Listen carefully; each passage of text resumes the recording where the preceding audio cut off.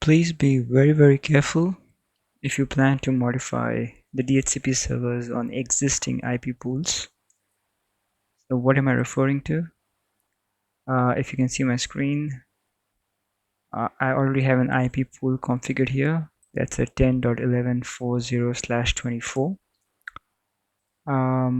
And currently I don't have any DHCP servers, right?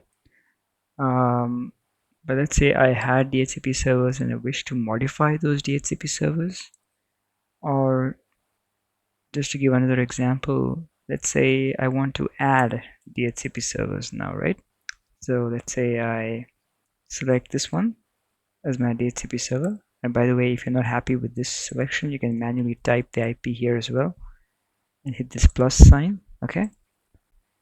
So the minute you hit save, okay, what's going to happen, probably unknowingly to you, is the Catalyst Center is going to go ahead and push this configuration on the SVI. So basically it's going to push IP helper address, okay, VRF blah blah blah 1.2.3.4 on the SVI, which might come as a shock to you. Okay, so that's just part of the implicit provisioning of the Catalyst Center.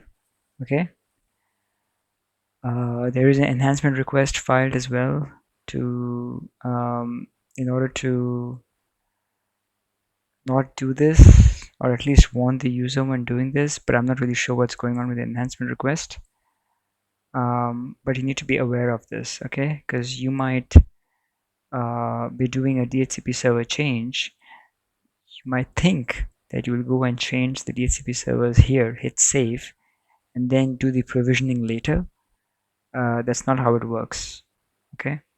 You might even have an outage because if you don't know this, right?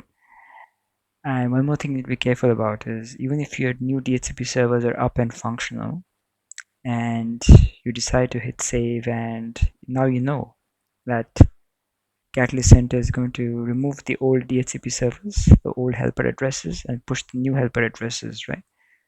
There is a chance that your existing users on either that VRF or possibly all the VRFs, okay, might get disconnected.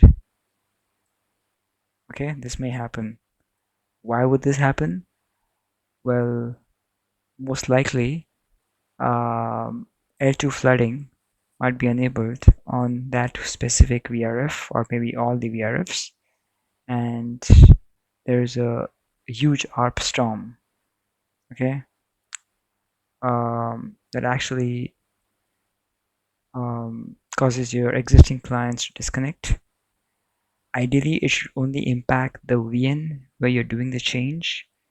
But if Catalyst Center decides to do something what we call as a full RFS, which means it repushes the full config, including the other SVIs, there is a chance this may also impact your other clients. Okay. So long story short, if you plan to change the DHCP servers on existing IP pools, please do so in a maintenance window and preferably do it out of business hours. If you are a 24/7 business and there's no such thing as out of business hours, at least plan for this change during the lean period. Okay, thank you.